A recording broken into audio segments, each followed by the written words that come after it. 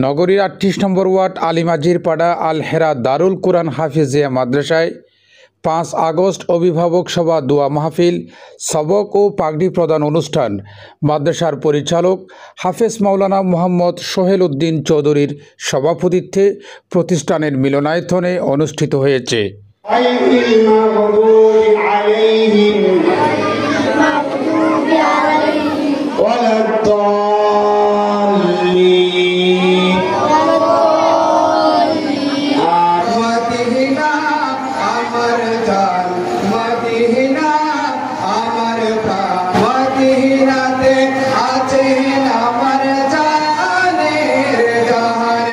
পরিচালক বলেন ২০২০ সালে মাদ্রাসাটি প্রতিষ্ঠিত হয়।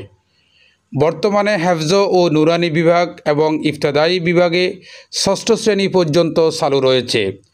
নিশ্ছিদ্র নিরাপত্তা ব্যবস্থা সিসিটিভি ক্যামেরার আওতায় ৭ জন শিক্ষক দিয়ে ১২০ জন ছাত্রছাত্রীদেরকে পাঠদান করানো হচ্ছে।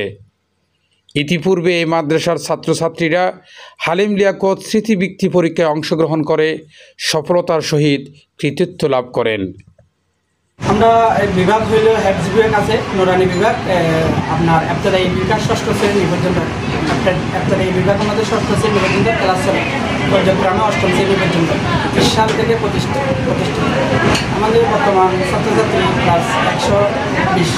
আমাদের নিরাপত্তা ওই দিকে আপনার সিসি ক্যামেরা দ্বারা, সিসি ক্যামেরা এটা যেন একবারে কারণ যাইলেও বন্ধ যেন না হয়, এইটার পিছনে APS লাগানো হয়েছে। APS-এর মাধ্যমে সব কিছু আর সিসি ক্যামেরার মাধ্যমে নিয়ন্ত্রণ করানো হয়। হেফজ বিভাগটা ছিল না, নুরানি বিভাগ, ইফতেদায়ী বিভাগ ছিল। আবার নতুন করে আমরা হেফজ বিভাগে শুরু করলাম। ২ বছরের মধ্যে আমরা একজন হাফেজ পেয়েছি। আমরা এখন শিক্ষক সংখ্যা থেকে ৭ জন করে আন্তর্জাতিকভাবে আমরা সামনের দিকে আগানোর জন্য চেষ্টা করতেছি। অভিভাবক এবং আমরা শিক্ষক যারা আছি সবাই চেষ্টা করে সামনের দিকে আগানোর জন্য চেষ্টা।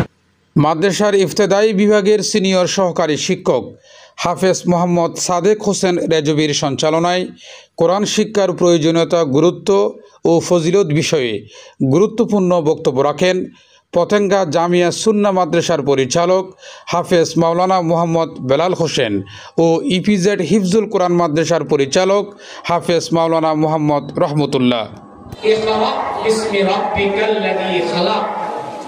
তুমি পড়ো তোমার রবের নামে, যিনি তোমাকে সৃষ্টি করেছেন। আমি কোরআনকে নাজিল করেছি আর আমি কোরআনকে হেফাজত করব। আমার বান্দারা যারা পড়বে, যারা শিখবে, তাদের সিনার মধ্যে আমি ৩০ পারা কোরআনকে ঢুকাইয়া দেব।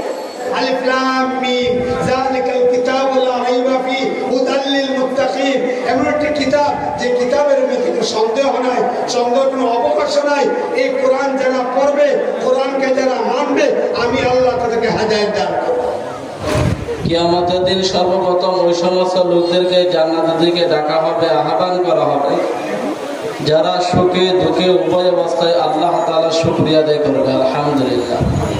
যার সিনাকে, যার কলবকে, যার অন্তরকে আল্লাহ মুনতাখাব করছেন, বাছাই করছেন, তার ভিতরে আল্লাহ পাক রব্বুল আলামিন ইলম, এই ইলমের মতো নূর আল্লাহ তাআলা তার কলবের ভিতরে দান করেন। বলেন সুবহানাল্লাহ।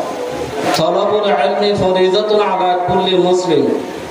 যে দ্বীনে ইলম তলব করা প্রত্যেক মুসলমানের উপর ফরজ।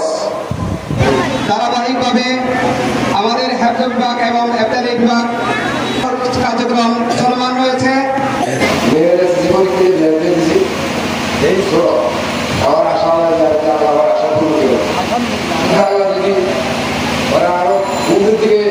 চেষ্টা করে আমি চেষ্টা করি সবাই আমার সামনে আলেম হয়ে মুক্তি হয়ে একজন দিনের খেদমত হয়ে আপনার সবাই আমার জন্য দোয়া করবেন।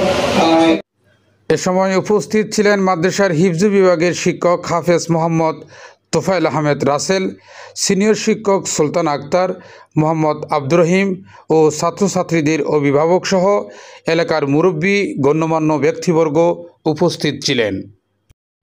News desk, City News TV 24, Chittagong.